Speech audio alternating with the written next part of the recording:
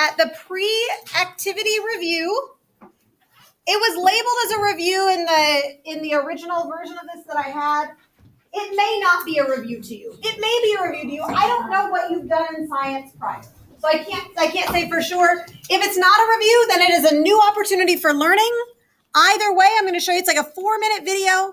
And during that video, they are going to define these 5 terms: igneous rock, metamorphic rock, sedimentary rock, magma, and I think they define sediment. If not, I bet from the sedimentary rock definition, you can figure it out. Okay, so take a look, take a watch. Your pencils are ready to go to write. The lady that does this is her voice is pretty kind of soothing, so hopefully it won't make you too sleepy. But she has good information, and that's what we really care about.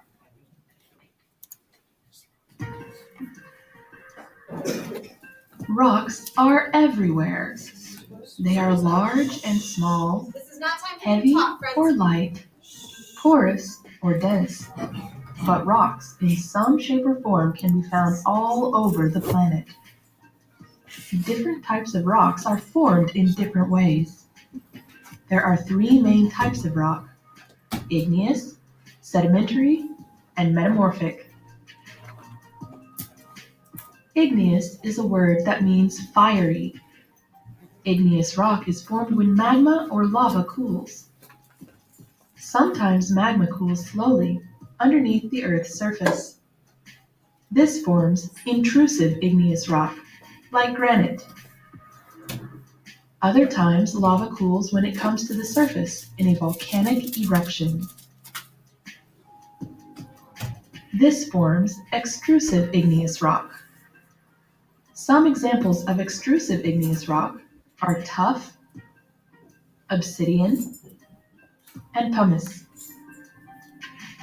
Igneous rocks make up about 95% of the Earth's crust. The next type of rock is sedimentary rock. Sediment is small particles of sand, mud, and organic material that settle to the bottom of water or land areas, often lakes or oceans.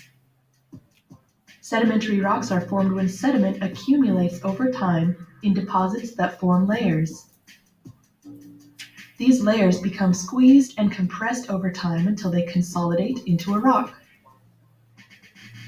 Sedimentary rocks are the types of rocks in which fossils may be found, since the process of forming sedimentary rocks can preserve plant and animal remains that are deposited into the sediment layers.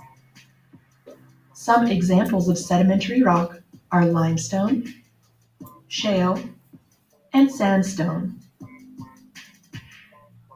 The third type of rock is metamorphic rock. The word metamorph means to change form, and metamorphic rock is rock that has been changed by extreme heat and pressure.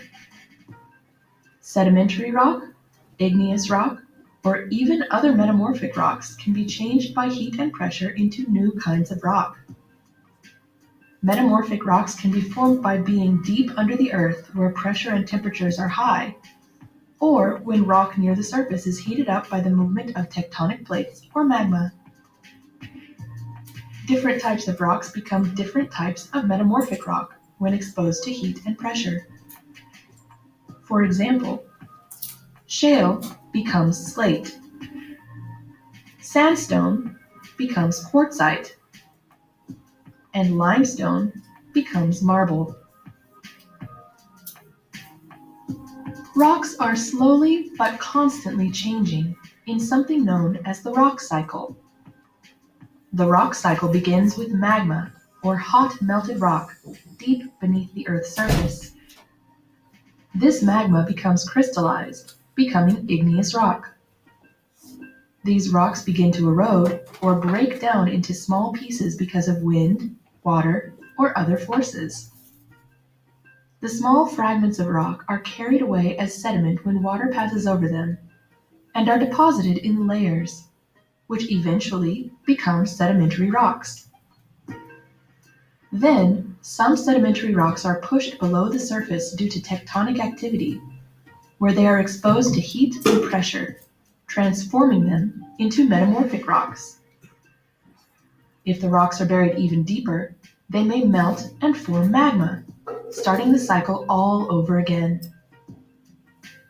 Of course, sedimentary and metamorphic rocks can be eroded into sediment, and igneous rock can become metamorphic rock or lava. But one way or another, rocks all over the world keep changing from one form to the next. All right. So now we've had our kind of morning of listening to that, and now we're going to actually do it. So hopefully at this point you have had a chance to write down those 5 terms. Do you need a minute to talk to your table mates about that, or do you feel confident about what you've written down? Need 1 minute? Okay, go ahead and talk real quick. I said it's that's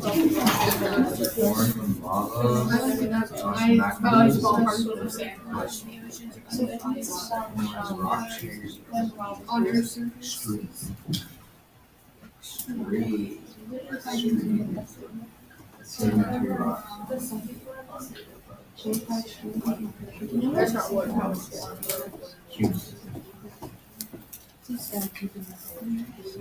It's a rock. Okay. Are you ready? Yeah? All right. So we are going to do a lab today. We don't get to do a lot of labs in earth science, so I'm really excited that we get an opportunity to actually do a lab and get your hands dirty. But there are a few things that I want to remind you about, expectations for labs, okay, that are extremely important. Okay, so I'm just going to kind of look at a few things here with you. Materials. I'm going to call up one group at a time to come get materials. All of the materials that you need are up here except for the hot plate and tongs and a couple of little things that I'll tell you in just a second. So the first thing that you're going to get are 4 Starburst candies. Now, that does not mean that I'm giving you these to eat. I want to be very, very clear about that, right? We are using these as part of our experiment. And I know it's really tempting and really mean, but it is what it is, right? So you need to get 1 of each color, orange, pink, yellow, and red, okay? You will also need to get a pair of scissors that are up there, a little aluminum tray. They look like this, little boats like that, okay? And you'll need to get waxed paper. And I have one here. Please don't take this one. This is about the amount of waxed paper you need. So you rip out a piece of wax paper about this size. It doesn't have to be exactly this big, but about this size, okay? And you also need, there are 2 things that are not listed on there that I want to include. So I'm going to tell you these. Go ahead and write them down now so you don't forget. One of them is colored pencils.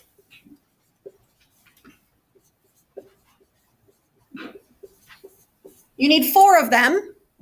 A red, a reddish, orangish, pinkish, we're going to call it pink, and an orange, and a yellow. So you're going to get those 4 colors to match the colors of the Starburst. Are you with me there? Okay. Just get 4 of those for now, and then if we have extras, we can share, okay?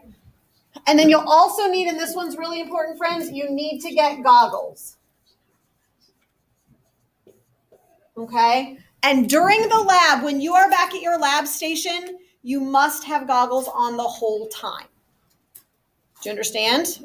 Okay. What's that? You know what? We are all going to look equally gorgeous today with our goggles on. So do it. Don't ask. Don't fight about it. Because if I have to remind you more than once, then you're not going to be doing lab. Okay? That's just the way it is. As you go through this, at one point, well, I said this before, you are not to eat the candy. That is like absolutely off the table. Do not do it. The other thing that I need you to tell you about, and this is one of those big safety things, okay, is that we are going to be using hot plates today. So there's one that's right behind Sydney. Everybody can take a look at it. It looks white. It looks innocuous. It looks like it's not going to do anything. It's already at about 200 degrees. Okay? It does not look hot, but it is absolutely hot, and you absolutely cannot test it out. Okay? You guys, I'm not fooling around. Please stop talking.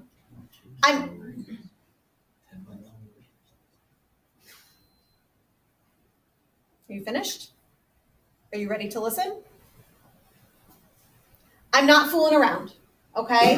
As I said before, we have not done a lot of labs in here. But as you go through, right, we've talked about how you're going to be registering for classes. I'll sign those tomorrow, by the way. As you register for classes, every single class that you register for is going to require you to take labs very seriously. Okay? It's not a joking matter. It's not a goofing around. It's not a, oh, let me see how hot it is. I'm telling you, it's hot. Do not touch it. Do not screw around. Don't accidentally push somebody into it. It's not a laughing matter. Got it? Goggles on. Don't screw around with the hot plate. Those are the two things you have to know. Okay? So you're going to follow each of these little to-do things. I don't know why there's an extra number 1. That's my bad. I apologize. You're going to follow these two instructions. You're going to take your colored pencils and draw a picture.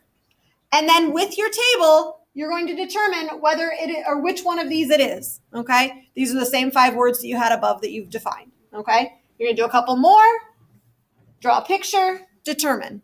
You with me here? See what's going on? Okay? Just keep going, Oh, by the way, when you turn it to the back, remember that that's where you're going to do the hot plate. Remember that hot plate is hot. Do not mess around with it. I do not have 7 hot plates, even though there are 7 groups. There's one in the back corner over here. As I said before, there's one next to Sydney, and then there's one over in that corner over there, okay? So you have to find whichever one is convenient, and you can put more than one sample on a hot plate. You need to get through at least step 11 today, okay? If you don't get through numbers 12 and below, that's absolutely fine, but we need to move quickly. Do you have any questions before we get started? Okay, so we're going to move to tables in just a second. So Haley, your group is going to go to that table. Colin, your group is going to go back to this table over here. Nicholas, your table is going to go back to the table right back behind Jacob. Beth, I'm going to have you move over and work with these two so you have a group of 3, okay? My friends here, actually both, make sure you have your bag removed so they're out of the way. Okay, you guys will just stay right there. Jack, your table is going to go right there. And then Hannah, your table will go right there. Okay? So why don't you go to your table, and I'm going to go ahead and say Haley's group, Haley and Colin can come up and get materials. We'll get started kind of one group at a time. I guess I'm the first. Just chilling, you know.